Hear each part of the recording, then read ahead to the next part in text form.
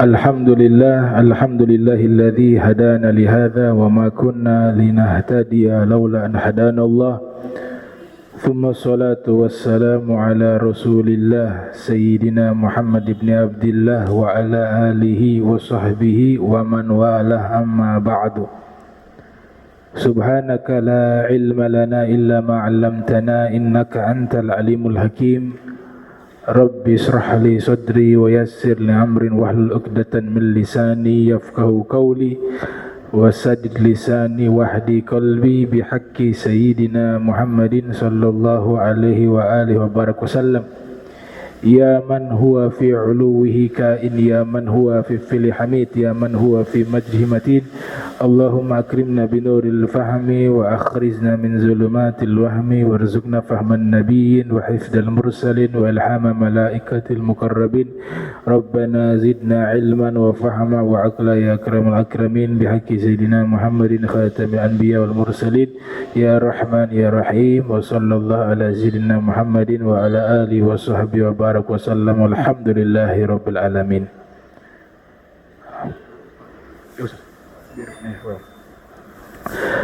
Alhamdulillah, puji syukur kehadirat Allah, salawat dan salam senantiasa kita curahkan kepada junjungan mulia Nabi kita tercinta, Nabi Yuna Muhammad sallallahu alaihi wa alihi wasallam, beserta segenap keluarga beliau, sahabatnya dan umatnya.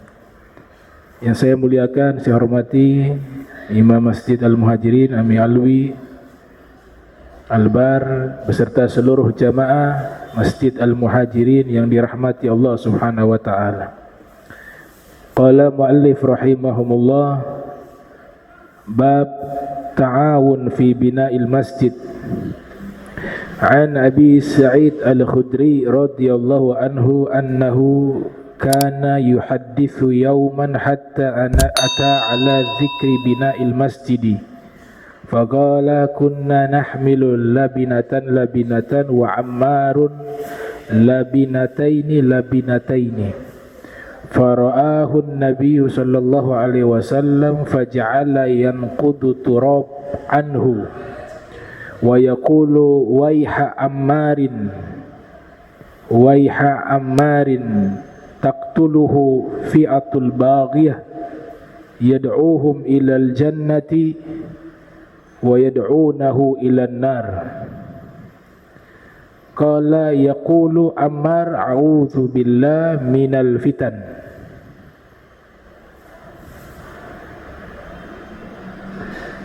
Bab tentang ta'awun fi bina'il masjid, tolong menolong di dalam membangun masjid. Dari sahabat Abi Sa'id Al-Khudri radhiyallahu anhu annahu kana yuhaddithu, pada suatu hari pernah Abi Sa'id menceritakan, hatta ata ala dzikri bina'il masjid, sampai beliau membahas tentang proses pembangunan masjid. Yang dimaksud masjid di sini Masjid Nabawi. Faqala kunna nahmil labinah. Beliau berkata, kami seluruhnya ketika membangun masjid Nabi, kami membawa masing-masing satu buah batu bata. Wa ammarun labinatain. Adapun Ammar bin Yasir membawa dua batu bata. Fara'ahun Nabiyyu sallallahu alaihi wasallam. Maka Nabi sallallahu alaihi wasallam melihatnya. Faja'ala yanqudu turab. Pada waktu itu dia sedang membersihkan debu. Nabi melihat Ammar bin Yasir penuh dengan debu. Kemudian Nabi sendiri yang membersihkan debu tersebut yang ada di tubuhnya Ammar bin Yasir. Wa yaqulu, dan Nabi bersabda, celakalah Ammar. Waiha ammarin. Waiha kalimat maknanya celaka. Celakalah Ammar, taqtuluhu fi'ah baghiyah. Nanti satu masa ada sekelompok pemberontak akan membunuhnya. Yad'uhum ilal jannah, dia mengajak mereka ke surga, sedangkan mereka ingin masuk ke dalam neraka, yaitu kelompok pemberontak tersebut. Kemudian Ammar bin Yasir berkata, A'udzu billah minal fitan, aku berlindung kepada Allah dari fitnah. Hadis ini hadis yang ke-281 yang disebutkan di dalam Mukhtasar Sahihil Bukhari. Hadis ini menunjukkan kemuliaan Ammar bin Yasir. Ammar bin Yasir termasuk di dalam firman Allah Subhanahu wa taala, as-sabiqunal awwalun minal muhajirina wal ansar. Nah, beliau termasuk di ayat itu, orang-orang terdahulu yang pertama masuk Islam.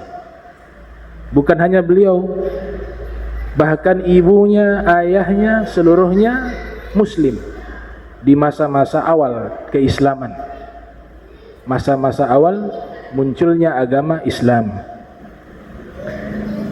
Rasul sallallahu alaihi wasallam menjelaskan nanti menggunakan fi'il mudhari, nanti akan ada sekelompok pemberontak, al-baghiyah. Al-baghiyah artinya pemberontak, bentuk jamaknya al-bughat, yang akan membunuh Ammar bin Yasir. Nabi sudah katakan itu, Nabi sudah menyatakan itu. Ini peristiwa, ya, sabda Nabi ini awal hijrah. Awal hijrah, karena pembangunan masjid itu di awal-awal hijrahnya Nabi. Ternyata ucapan Nabi itu terbukti. Ucapan Nabi itu terbukti. Tepatnya pada tahun sekitar 37 atau 38 Hijriah. Sekitar tahun tersebut, 37 atau 38 Hijriah. Ada satu peperangan terjadi. Peperangan yang tertulis dengan tinta hitam dalam sejarah Islam. Kenapa dikatakan tinta hitam? Karena sesama muslim. Jadi adu domba, praktik adu domba itu bukan hanya terjadi ketika Belanda mengadu domba bangsa Indonesia, tidak. Tapi adu domba ini sudah ada juga sejak zaman Nabi. Setelah Nabi wafat, terlebih khususnya itu terjadi. Kelompok Imam Ali bin Abi Thalib dengan pengikut-pengikutnya, dan ada sahabat-sahabat Nabi di pasukan, di kelompoknya Imam Ali juga banyak sahabat-sahabat Nabi, termasuk Ammar bin Yasir. Ini kelompoknya Imam Ali, dan usianya sudah senja pada waktu itu. Ammar bin Yasir berhadapan dengan Muawiyah bin Abi Sufyan. Muawiyah bin Abi Sufyan. Sebelumnya sudah terjadi peperangan, namanya Ghazwatul Jamal, perang onta, antara kelompok yang dipimpin oleh Imam Ali bin Abi Thalib berhadapan dengan istri Nabi, Sayyidatuna Aisyah, yang waktu itu sedang menunggang unta, maka dinamakan Ghazwatul Jamal, perang unta. Semua peperangan ini terjadi, ada orang ketiga, ada pihak ketiga yang mengadu domba. Ada pihak ketiga yang mengadu domba. Nah, singkat daripada cerita, terjadilah peperangan, namanya Ghazwatus Siffin. Ghazwatus Siffin inilah peperangan antara Imam Ali dengan pengikut beliau, dengan Muawiyah dengan pengikutnya. Di dua pihak tersebut ada sahabat. Selesai dari peperangan, ternyata Ammar bin Yasir radhiyallahu anhu wafat dalam peperangan tersebut. Maka beberapa sahabat yang mengetahui hadis yang Nabi katakan bahwa Ammar ini dibunuh oleh pemberontak. Nabi sudah katakan Ammar dibunuh oleh pemberontak. Maka mereka mencari jenazahnya Ammar bin Yasir, mereka dapati sudah wafat, sudah meninggal dunia. Maka dari sini mereka ambil kesimpulan pihaknya Imam Ali benar, sedangkan yang melawan ini pemberontak. Pemahaman sebagian sahabat Nabi. Karena pada waktu itu posisi sahabat Nabi ada tiga. Yang pertama memihak kepada Muawiyah. Pihak kedua memihak kepada Imam Ali bin Abi Thalib. Pihak ketiga netral, tidak berpihak kepada siapa-siapa. Jadi dari sini terbukti bahwa yang memerangi Imam Ali fi'ah al-baghiyah, kelompok pemberontak. Namun di pihak Muawiyah mengatakan karena sebab Imam Ali Ammar terbunuh, maka hadis ini kembali kepada Imam Ali dengan pasukannya. Jadi seperti itu yang terjadi di zaman tersebut. Akan tetapi mayoritas ulama sejarah menyatakan pihak Imam Ali yang benar pada waktu itu. Disinilah mulai muncul banyaknya pemikiran-pemikiran di dalam ajaran Islam. Awal mulanya itu sebenarnya dari masa terbunuhnya Sayyidina Utsman bin Affan. Sayyidina Utsman bin Affan waktu terbunuh, namun puncaknya terjadi di masa Imam Ali bin Abi Thalib, peperangan tersebut. Diutuslah dua utusan, selesai peperangan Ghazwatus Siffin, maka kedua belah pihak bersepakat untuk berdamai. Karena diambil semacam tahkim, pihak Muawiyah mengangkat Al-Quran untuk menunjukkan merujuk kepada hukum Allah dan kita sesama muslim berdamai. Namanya peristiwa tahkim. Imam Ali bermusyawarah dengan pasukannya. Sebagian di antara mereka menyatakan tidak perlu berdamai karena ini pemberontak. Kalau pemberontak boleh kita perangi. Pihak kedua menyatakan berdamai karena mereka muslim. Sayyidina Ali bin Abi Thalib mengambil pendapat untuk berdamai.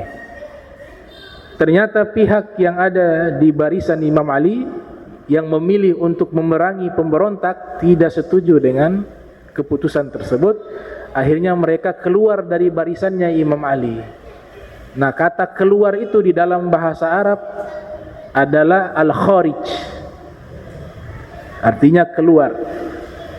Kalau dijamakkan khawarij, bentuk jamaknya. Ini firqah yang awalnya dia hanya bersifat politik, bersifat hizb, sekelompok manusia dari kaum muslimin, lama kelamaan menjadi akidah yang kita kenal dengan manhaj gulu, madhab gulu, ekstremisme dalam Islam, itu namanya al-khawarij. Seluruh golongan yang tidak sepaham dengan apa yang mereka pahami dihukumi kafir dan darahnya bisa ditumpahkan, halal darahnya, dan bisa dibunuh. Dan ini mereka ekstremisme Islam, al-khawarij. Sebagian lagi tetap setia dengan pendapatnya Imam Ali. Awalnya hanya gerakan politik saja. Yang setia menemani Imam Ali secara bahasa dinamakan Syiah. Namun berkembangnya waktu dia menjadi firqah di dalam Islam. Di dalam Islam, karena awal mulanya dari agama Islam. Firqah Syiah dengan banyak dari Syiah, kemudian Syiah ini punya firqah juga. Banyak. Ada Ja'fariyah, Ithna Ashar Imamah, Zaidiyah, Ismailiyah, banyak firqah-firqah daripada Syiah. Kemudian muncul juga yang netral. Netral, tidak berpihak. Namanya Murji'ah. Murji'ah. Kemudian yang memihak Muawiyah, memusuhi Imam Ali, namanya Nasibiyah. Ini awal mulanya firqah Islam mulai terpecah di masa tersebut. Puncaknya Imam Ali dibunuh. Imam Ali dibunuh oleh Ibnu Muljam Al-Khariji. Dibunuh. Dikatakan Imam Ali sudah murtad. Padahal yang membunuh ini tidak pernah kenal Nabi, tidak pernah berjuang bersama Nabi, tidak pernah melihat Nabi, tidak pernah ikut jihad fisabilillah bersama Nabi, tidak pernah mendengarkan wahyu langsung dari Nabi. Tidak pernah. Tapi dia berani mengatakan Imam Ali murtad. Sedangkan Imam Ali bin Abi Thalib sebaliknya. Islam sejak masih anak-anak, belum balik. Jadi sudah Islam dalam usia belum dewasa Imam Ali. Makanya Syekh Mutawalli Sya'rawi mengatakan satu-satunya orang terdekat Nabi, satu-satunya orang terdekat Nabi yang murni mendapatkan ilmu langit, ilmu wahyu secara utuh 100% itu hanya Imam Ali. Kenapa demikian? Karena dari kecil sudah dididik oleh Nabi. Beda dengan yang lain, sudah dewasa. Rasulullah diangkat menjadi Rasul usia 40 tahun. 13 tahun berdakwah di kota Makkah. 10 tahun pindah ke Madinah, mukim di kota Madinah. Nah, Imam Ali dalam periode waktu tersebut langsung mendapatkan didikan dari Nabi Muhammad sallallahu alaihi wasallam. Kemudian Imam Ali bin Abi Thalib dijamin oleh Nabi surga. Karena termasuk 10 sahabat yang dijamin masuk surga, nama Imam Ali disebut juga dalam riwayat tersebut. Bahkan Nabi katakan Imam Ali adalah gerbangnya ilmu. Riwayat yang lain Nabi katakan pemimpin orang bertakwa. Riwayat yang lain mengatakan pemimpin seluruh bangsa, baik Arab ataupun non-Arab setelah Nabi Muhammad. Kemudian Nabi pernah mengatakan dalam hadis yang sahih, pangkatnya bagaikan Nabi Musa dengan Harun, antara Rasulullah dengan Imam Ali. Kemudian Nabi pernah mengatakan anta akhi fid dunya wal akhirah, engkau saudaraku di dunia dan di akhirat. Orang seperti ini bagaimana bisa dihukumi murtad? Seperti ini dibilang murtad. Yang ibadahnya disebutkan cucunya Imam Ali yang bernama sama. Imam Ali juga namanya, Imam Ali Zainul Abidin. Imam Ali punya anak Sayyidina Husain, anaknya Al-Imam Ali Zainul Abidin. Itu saja cucunya Imam Ali solatnya 1000 rakaat setiap hari. Di hari kiamat disebutkan dalam kitab Syarhul Ainiyah karya Sayyid Ahmad bin Zain Al-Habsyi, belum lahir tapi Nabi sudah ceritakan pangkatnya, kemuliaannya. Ada sahabat namanya Sayyiduna Jabir datang menemui Nabi. Pada waktu itu Sayyidina Husain masih anak-anak. Nabi pangku di pangkuannya. Kemudian Sayyiduna Jabir masuk ke rumah melihat Nabi sedang memangku cucunya Sayyidina Husain. Nabi mengatakan, ya Jabir, ini cucuku, yuladu lahu maulud, nanti dia punya anak laki-laki. Nabi sudah sebutkan jenis kelaminnya, maulud. Nanti dia punya anak laki-laki, diberikan gelar Zainul Abidin. Sayyidina Husain masih anak-anak, punya anak, diberikan gelar Zainul Abidin. Nada munadin yaumal qiyamah, nanti ada malaikat yang menyerukan, memberikan pengumuman di hari kiamat. Malaikat itu menyatakan, falyagum Zainul Abidin, fi riwayah Sayyidul Abidin. Malaikat menyatakan, berdirilah wahai pemimpin ahli ibadah, wahai hiasan orang-orang ahli ibadah. Yang berdiri anaknya, Nabi sudah sebutkan. Dan beliau punya anak, yaitu Ali Zainul Abidin, nanti punya anak juga. Yuladu lahu maulud, kata Nabi, punya anak juga laki-laki, namanya Muhammad. Namanya Muhammad. Apabila engkau bertemu dengan Muhammad, fa'akrihu minni salam, sampaikanlah dariku salam, kata Nabi Muhammad SAW. Sudah, Rasulullah wafat, waktu berjalan. Sayyidina Jabir selalu berkunjung ke tempatnya Imam Husain, selalu bertanya, sudah menikah? Belum. Karena lagi ingin menanti-nanti putranya Imam Husain. Setiap waktu datang, wahai Imam Husain, engkau sudah menikah? Belum. Pada satu hari dengar kabar sudah menikah, bahagia Sayyidina Jabir. Dengar kabar lagi, sudah punya anak laki-laki.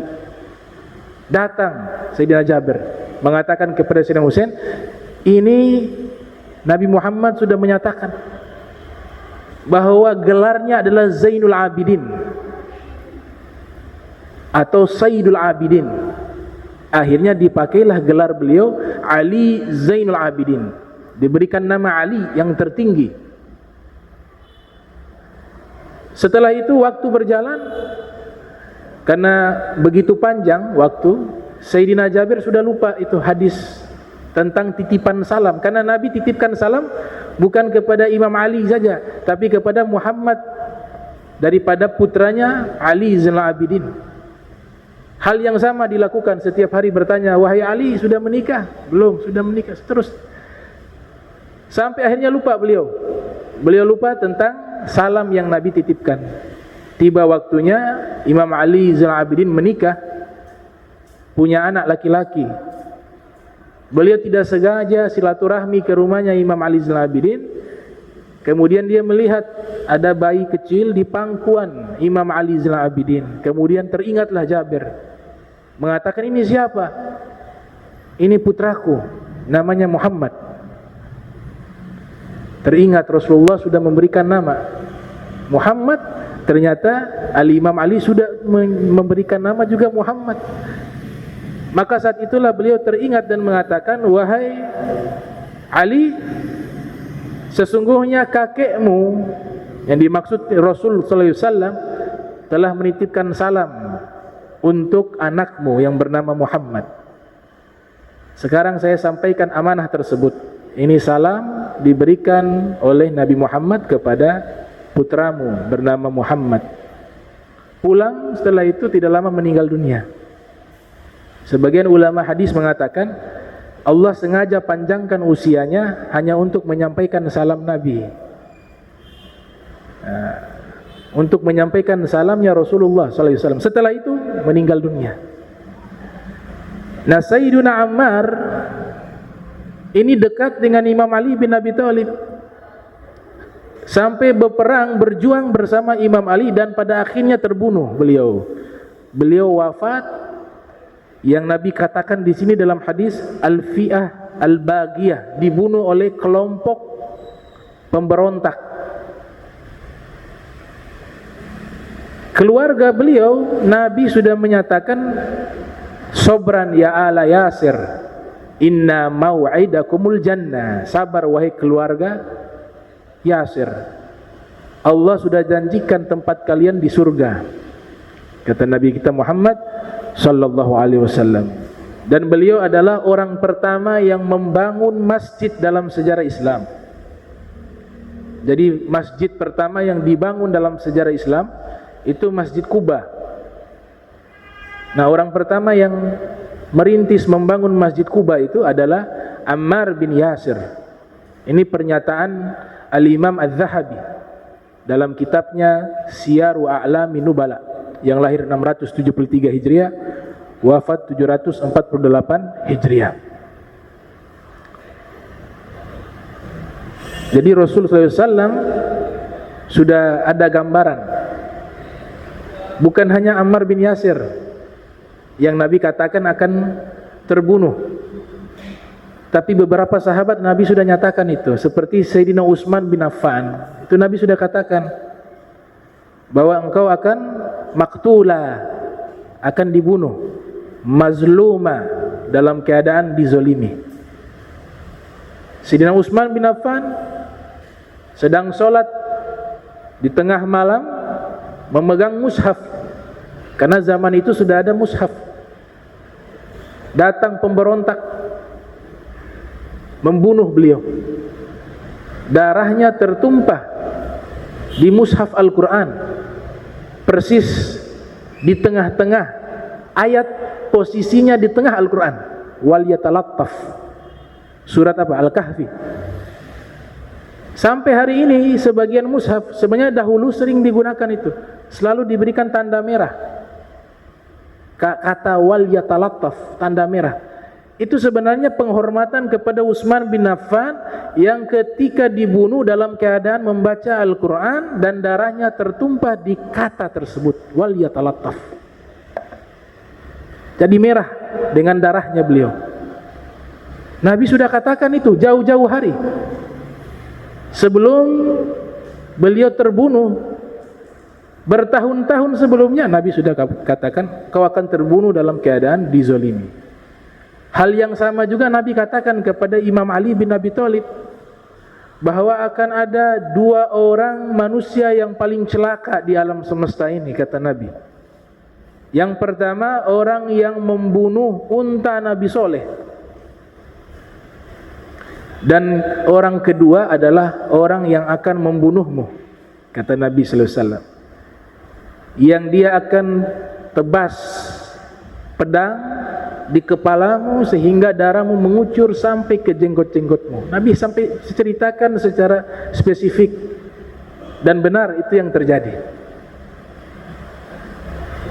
Jadi dalam hadis Nabi kata sayati zamanun ala ummati, sayati zamanun ala ummati, sayati zamanun ala ummati. Itu kan artinya akan datang satu zaman, akan datang satu zaman, akan datang satu zaman. Allah Ta'ala memperlihatkan kepada Nabi segala sesuatu yang akan terjadi di dunia ini kepada Nabi Muhammad.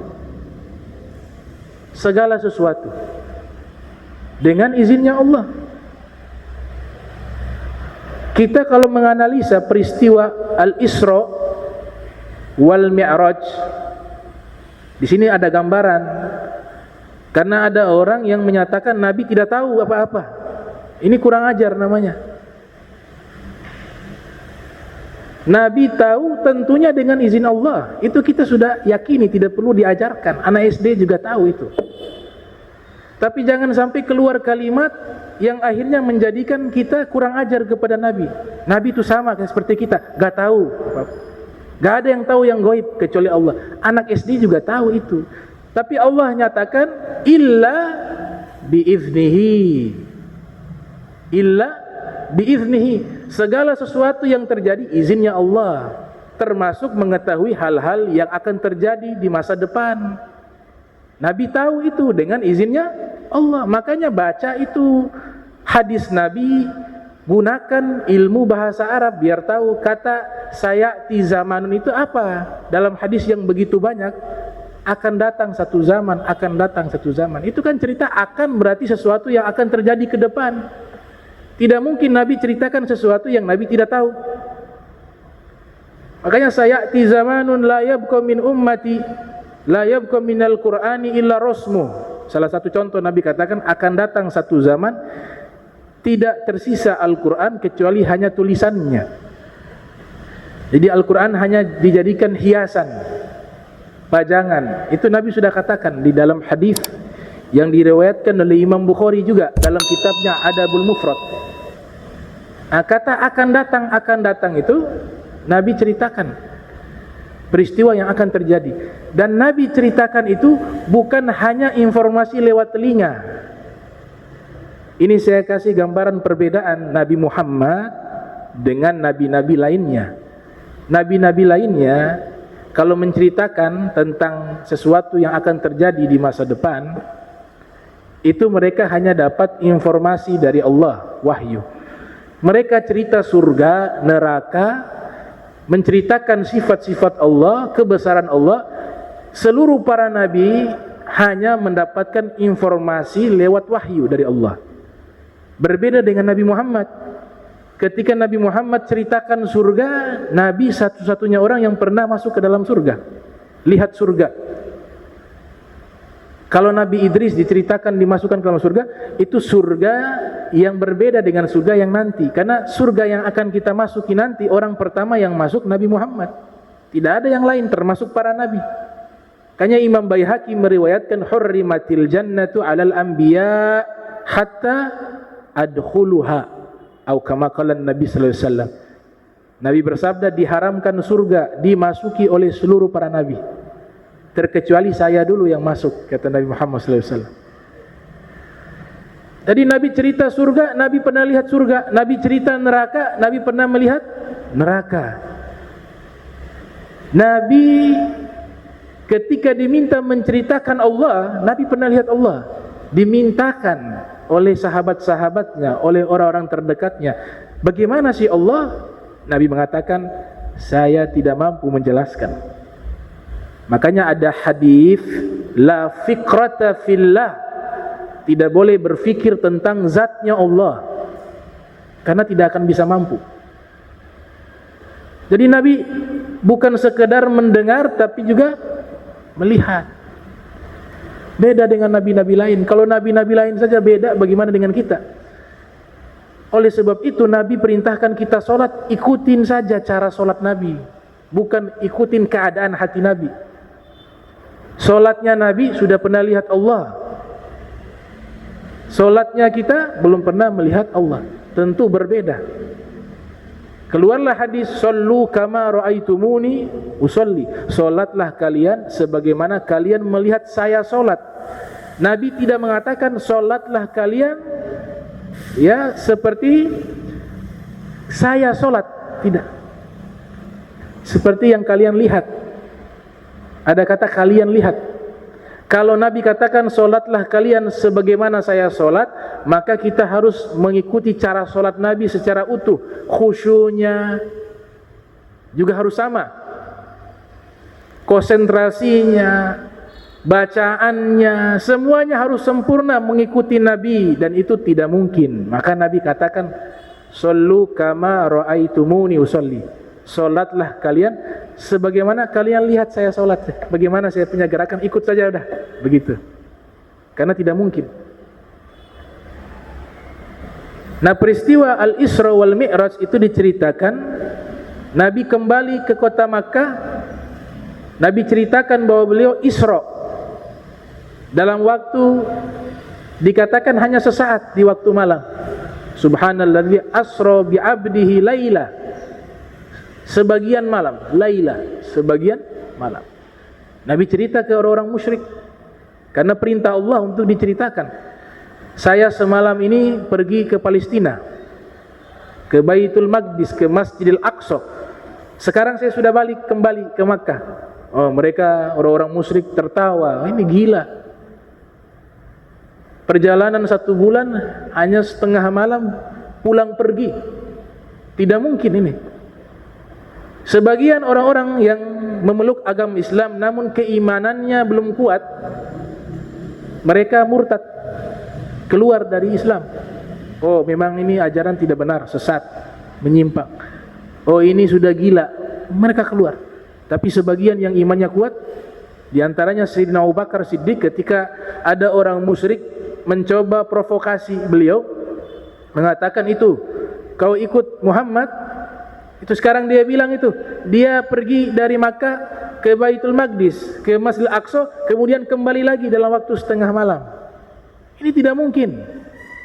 Apa kata Sayyidina Abu Bakar? Kalau beliau cerita yang lebih daripada itu, saya percaya. Jangankan hanya lebih dari itu, saya percaya. Akhirnya diberikan gelar As-Siddiq, orang yang membenarkan apa yang disampaikan oleh Nabi Muhammad SAW. Ada di antara orang musyrik menantang Nabi, kalau benar engkau sudah pergi ke Masjidil Aqsa, sekarang buktikan jendelanya berapa Masjidil Aqsa, tiangnya berapa, warna apa dindingnya, dijelaskan atapnya seperti apa. Padahal Rasulullah SAW tidak mungkin datang sesaat, datang kemudian hitung jendela berapa. Ada perjalanan yang lebih besar dari itu. Tidak mungkin Nabi datang hanya untuk menghitung itu jendela, tiangnya berapa, warnanya apa. Tapi ditantang oleh orang musyrik, Allah Ta'ala tampilkan di hadapan Nabi Masjidil Aqsa, Nabi di Makkah. Nabi sebutkan, baik, saya akan jelaskan satu persatu.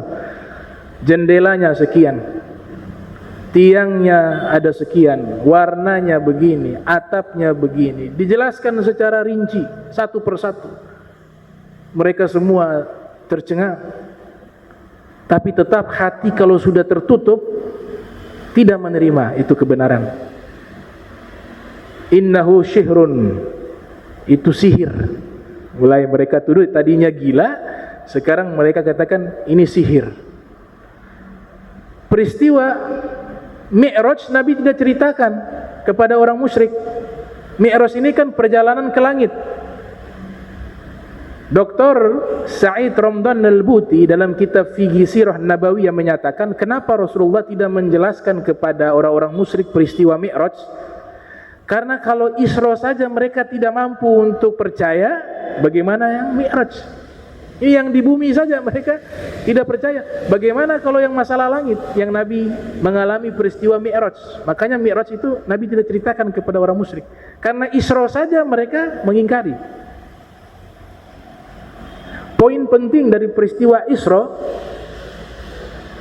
kalimat yang Allah tutup, Subhanalladzi asra bi'abdihi laila minal masjidil haram ilal masjidil aqsa alladzi barakna haulahu linuriyahu min ayatina innahu huwas samiul basir. Ini kalimat ini yang penting sekali. Innahu huwa samiul basir, sesungguhnya dia. Di dalam ilmu bahasa Arab ada hal yang sangat unik, namanya domir mustatir. Kata ganti yang disembunyikan ini, dia kembali kepada siapa ini? Dia di sini siapa?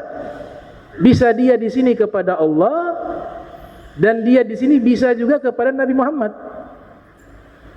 Ada seorang ulama tafsir namanya Al-Imam Alusi Al-Bughdadi, punya tafsir namanya Ruhul Ma'ani. Beliau mengatakan yang dimaksudkan dia di ayat tersebut adalah Nabi Muhammad. Karena Nabi Muhammad ketika mengalami peristiwa tersebut, Allah akan sebutkan, kami memperlihatkan kepadanya. Kami memperlihatkan kepadanya. Di ayat yang lain, min ayatil kubra, min ayatil kubra, min ayatillahi kubra. Kami memperlihatkan kepadanya tanda-tanda yang sangat besar dari Allah. Jadi Allah memperlihatkan surga, neraka, malaikat, Baitul Izzah, alam semesta, Sidratul Muntaha, Lauhil Mahfuz, semuanya. Bahkan Allah memperlihatkan dirinya di hadapan Nabi. Dan itu Nabi melihatnya dengan apa? Fa innahu huwas-samiul basir. Bukan mimpi, bukan khayalan, tapi dalam keadaan sadar dan nyata, mendengar dan melihat. Sami'ul basir, dia mendengar, dia melihat. Kalimat yang digunakan sighat mubalaghah, bukan sami' wal basir. Kalau sami' wal basir artinya mendengar, kita juga bisa mendengar. Basir, melihat, kita juga bisa melihat seperti itu. Karena kita kan bisa mendengar, bisa melihat. Tapi yang Allah gunakan adalah as-sami' al-basir, ada tambahan ya, itu namanya dalam ilmu bahasa Arab sighat mubalaghah. Artinya penglihatan dan pendengaran yang dimiliki oleh Nabi itu pendengaran dan penglihatan yang super, yang tidak biasa. Jadi Nabi lihat, Nabi dengar. Begitu juga alam semesta ini dan perjalanan waktu yang akan terjadi itu Nabi ketika kabarkan bukan hanya mendengar wahyu, tapi Allah memperlihatkan. Kalau Isra Allah tampilkan seakan-akan seperti layar, kata Syekh Mutawalli Sya'rawi. Kalau dianalogikan zaman sekarang, yang paling mudah kita pahami seperti layar televisi. Begitulah Nabi melihat Masjidil Aqsa, dan begitulah Nabi melihat alam semesta, dan juga Nabi melihat masa depan. Maka ada sayati zamanun, akan datang satu zaman. Sa itu lil gharib, masa dekat. Akannya itu di dunia. Kalau saufa, akannya itu di akhirat. Itu. Ini khususia Nabi kita Muhammad sallallahu alaihi wasallam. Maka ini salah satu bukti. Ammar bin Yasir, Nabi sudah katakan, nanti engkau akan dibunuh. Itu Nabi lihat itu. Yang bunuh Nabi kenal siapa orangnya. Nabi tahu satu persatu. Hadis sahih diriwayatkan oleh Al-Imam Ibnu Hajar Asqalani dalam kitab Fathul Bari.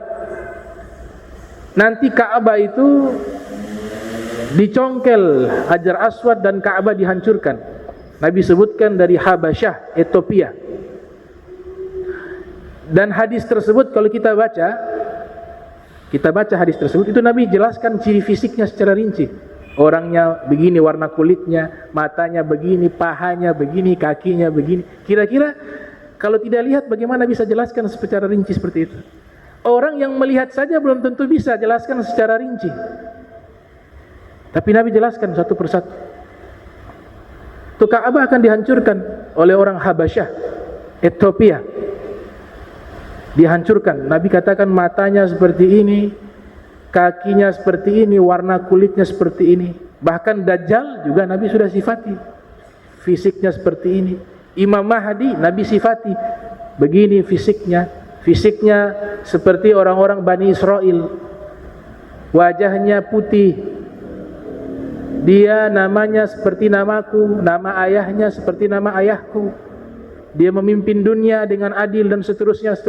Nabi jelaskan satu persatu. Jadi Nabi saksikan itu. Waktu tersebut Allah berikan pengetahuan beliau, itu lintas zaman. Ada di dalam satu hadis Bukhari, Sahih Al-Bukhari, Nabi pernah membahas sejarah alam semesta sampai manusia masuk surga dan neraka. Sehari penuh Nabi jelaskan di hadapan para sahabat. Abu Dzar Al-Ghifari, seorang sahabat, mengatakan bahkan burung yang terbang di atas langit mengibaskan sayapnya, itu juga Nabi jelaskan kepada kami. Ilmunya Nabi jelaskan kepada kami. Itu. Jadi jelas ini Rasulullah SAW diberikan izin oleh Allah mengetahui hal-hal yang akan terjadi di masa yang akan datang. Muncullah satu ilmu baru, namanya ilmu fikih tahawulat, fikih transformasi, yang membahas asyratus sa'ah, tanda-tanda hari kiamat. Di situ kita dapati hadis, ternyata masalah internet, media sosial itu sudah ada isyarat dari Nabi sallallahu alaihi wasallam.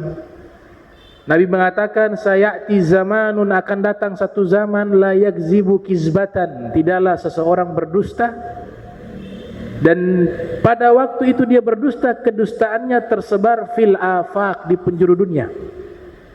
Dia berdusta. Di waktu itu juga kedustaannya tersebar ke penjuru dunia. Nah, ini maksudnya apa yang sekarang nih? Hoax. Seseorang berdusta di satu tempat, ketika dia share, dia broadcast, dia kirim ke berbagai negara, bisa. Itu Nabi sudah katakan ribuan tahun yang lalu. Datang satu zaman, isyaratkan lagi, sayati zamanun. Apa kalimatnya? Sayati zamanun, akan datang satu zaman, masa depan. Kau bilang tidak tahu masa depan? Lucu kan? Hadis sayati zamanun itu kalau dihitung ribuan, sampai jadi satu bidang ilmu itu, ilmu tanda-tanda hari kiamat itu kan asratis sa'ah, Imam Barzanji punya kitab tentang asyratis sa'ah, tanda-tanda hari kiamat. Itu hadisnya isinya sayati zamanun semua. Akan datang satu zaman, akan datang satu zaman. Gimana dai zaman sekarang mengatakan gak tahu masa depan? Terus hadis ini kemana? Sayati zamanun itu masa depan. Dengan izinnya Allah. Ya tentu dengan izinnya Allah Subhanahu wa ta'ala. Tapi jangan mengatakan Nabi tidak tahu. Sayati zamanun. Contoh yang lainnya, Nabi mengatakan makna hadis tersebut, tidak akan terjadi hari kiamat, la taqumu sa'ah, terkecuali waktu terasa dekat, yataqarrabuz zaman. Nah, kita sekarang bandingkan saja hidup kita di zaman sekarang dengan di zaman dahulu. Kita merasakan waktu zaman sekarang begitu cepat. Tahu-tahu sudah maghrib. Baca kitab sebentar, ada tamu 2 orang sudah maghrib. Ikut cepat sekali ya, belum sempat. Terasa cepat. Dan ini secara sains, secara ilmu pengetahuan tidak bertentangan dengan hadis Nabi. Ada beberapa tempat memang waktunya dia makin cepat. Dia punya waktu maghribnya makin memundur, ada di beberapa negara. Yang tadinya jam 7 misalnya, dia turun sampai jam 6. Itu Rasulullah sudah mengatakan yataqarrabuz zaman, min asyratis sa'ah yataqarrabuz zaman. Tanda-tanda hari kiamat, waktu terasa dekat, terasa cepat. Hadis yang lainnya tentang transportasi, 1000 tahun Nabi sudah katakan. Nabi katakan nanti Imam Mahdi pergi ke Makkah, dibaiat menjadi Imam Mahdi, balik lagi ke Madinah dalam waktu 1 hari tersebut. Sahabat zaman itu bingung, kok bisa 1 hari 1 malam dari Makkah balik ke Madinah? Zaman itu perjalanan dari Makkah ke Madinah memakan waktu 7 hari. Zaman itu karena menggunakan unta, ada yang berjalan. Jadi kalau Nabi katakan 1 hari di zaman itu, mereka tidak bisa menerima secara logis.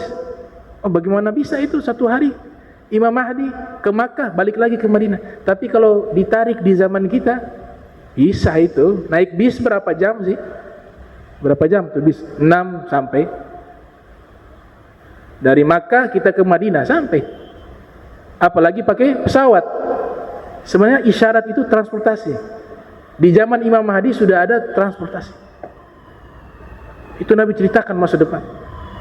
Ada juga hadis Nabi katakan tidak akan terjadi hari kiamat terkecuali seseorang berbicara dengan pentil cambuk.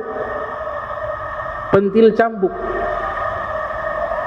Itu pentil cambuk bentuknya sekarang mirip sekali dengan apa? Kamera CCTV. Nabi katakan tidak akan terjadi hari kiamat terkecuali seseorang berbicara dengan pentil cambuk.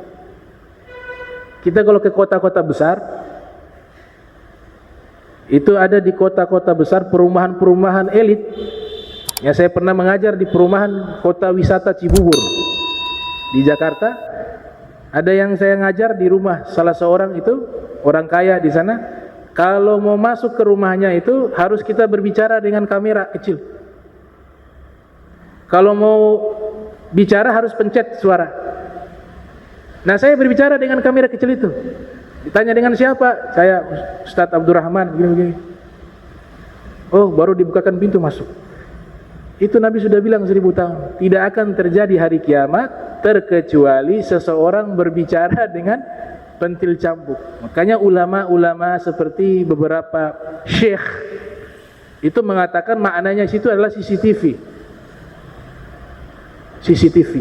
Mereka bukan tebak-tebakan, tapi dengan realita yang ada zaman sekarang, memang itu kamera itu persis kayak pentil cambuk. Kemudian Nabi katakan tidak akan terjadi hari kiamat, kata la taqumu sa'ah bukan berarti hari kiamat terjadi, tidak. Artinya sudah mendekati hari kiamat. Kata dekatnya itu lama. Karena hari kiamat hari yang besar. Karena begitu besar hari tersebut, sesuatu ini menjadi luar biasa. Yang dikatakan dekat bagi kita itu sebenarnya lama, tapi bagi Nabi yang sudah tahu hakikat itu sudah dekat. Kita kan tidak tahu seperti apa dahsyatnya. Pemandangan hari kiamat itu Allah sudah perlihatkan kepada Rasulullah. Makanya Rasulullah punya pernyataan sudah dekat itu bagi kita jauh, jauh sekali. Tapi bagi Nabi itu sudah dekat karena begitu dahsyatnya hari kiamat. Hadis yang lainnya Nabi katakan tidak akan terjadi hari kiamat kecuali seluruh perbuatan kita itu akan diketahui oleh keluarga kita yang di rumah. Wallah, bisa ditafsirkan masing-masing. Bisa juga handphone.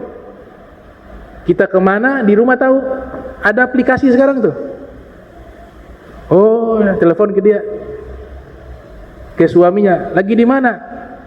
Oh, lagi di kantor. Dicek, oh ini lagi di kafe ini.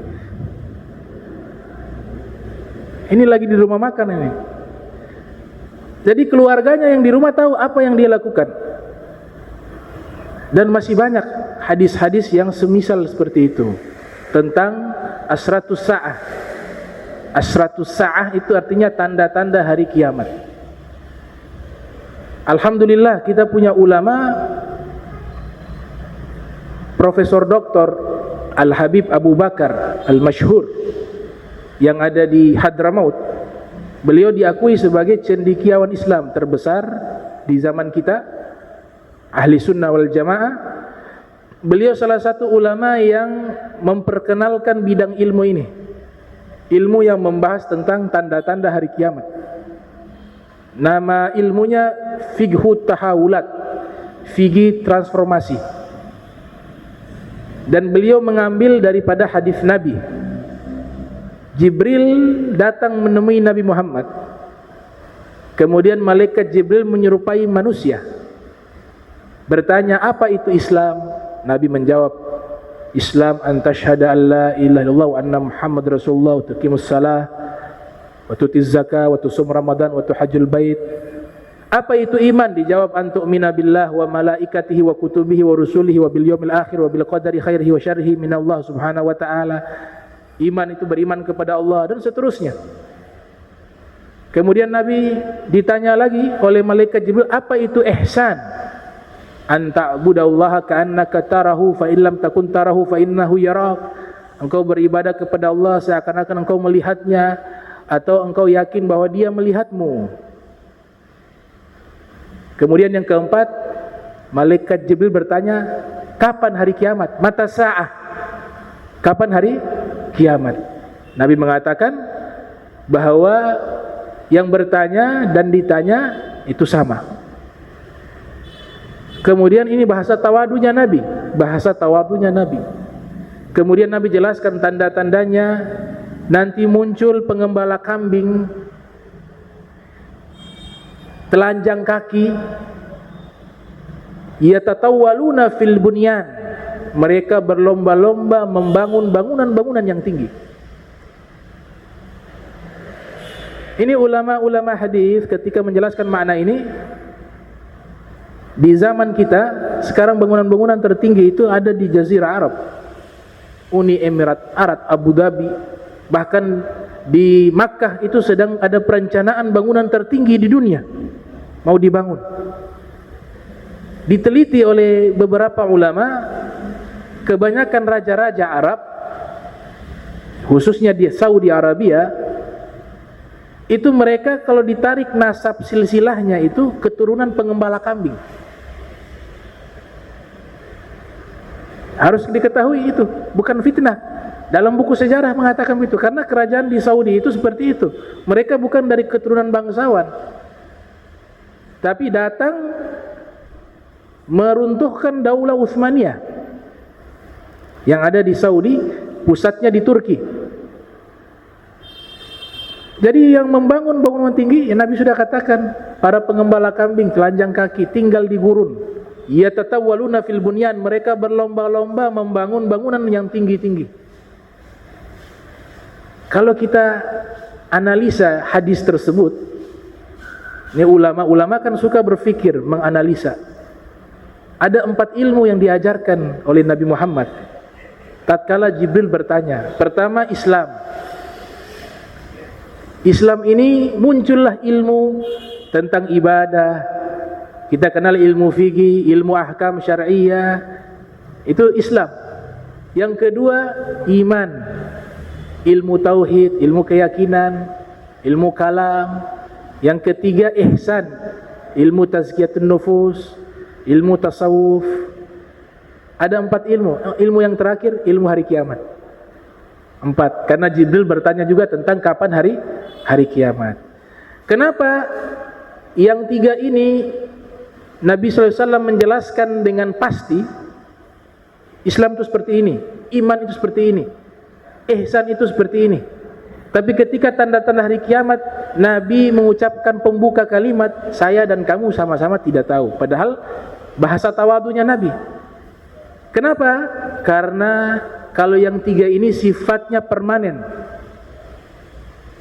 Dari zaman Nabi sampai hari ini sama, gak ada yang berubah. Islam dari zaman Nabi kalau mau ikut yang benar ya sama seperti itu. Iman juga begitu, ihsan juga begitu.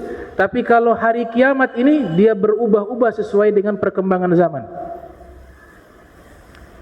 Kecuali fikih. Fikih itu ada namanya mengikuti zaman, tapi hukum bakunya itu sudah ada sejak zaman Nabi.